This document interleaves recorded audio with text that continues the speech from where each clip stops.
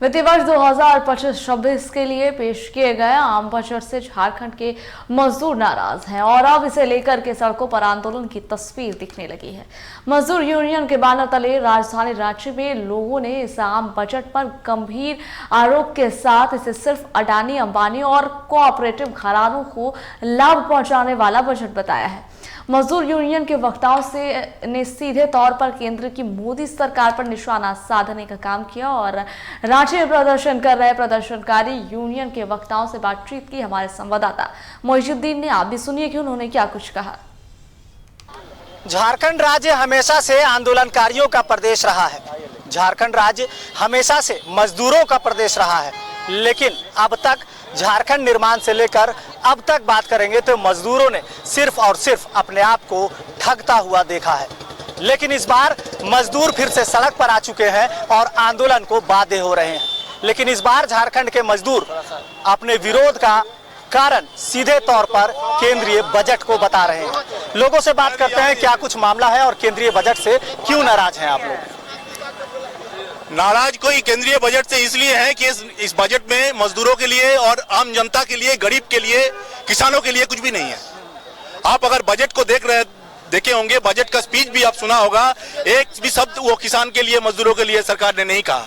सरकार का ब्लूप्रिंट तैयार है, मजदूरों को कैसे ठगा जाएगा उसके लिए नया लेबर कोड आने वाला है और मजदूरों को जो भी गाड़ी कमाई है उसको। तो देखिए दूसरे तरफ यहाँ बजट की प्रति जलाई जा रही है और कहीं ना कहीं झारखंड के जो मजदूर हैं इस बजट को सिरे से नकार रहे हैं और सीधे तौर पर कह रहे हैं कि ये बजट ना तो किसानों के लिए है ना मजदूरों के लिए है। ऐसे में झारखंड की राजधानी में आंदोलन जो है वो चरम पर देखने को मिल रहा है, खासकर मजदूर यूनियन की ओर से। अच्छा, सरकार ने कृषि ऋण माफी की बात की है, MSP को लेकर के बात की है, लेकिन इस बजट में क्या कुछ है जो आप लोगों को रास नहीं आ रहा। ऐसा है, ये झूठ, नरेंद्र मोदी संसार का सबसे झूठा व्यक्ति है।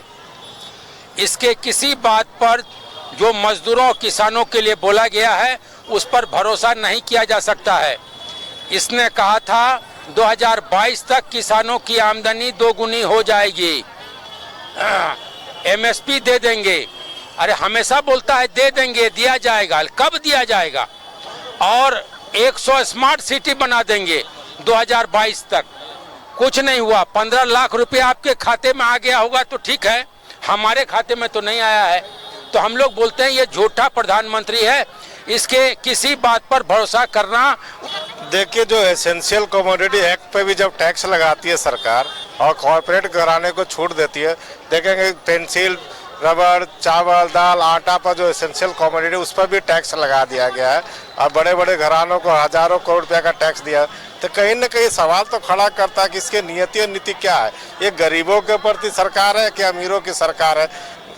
हर तबके से मतलब 80 करोड़ जनता से ये टैक्स वसूल कर रहे हैं और कहते हैं हमने कई टैक्सों में प्रावधान दिया, तो कोई भी व्यक्ति टैक्स से छूता नहीं है। देखिए, इसमें उनका कहना एकदम सरासर मतलब झूठ है।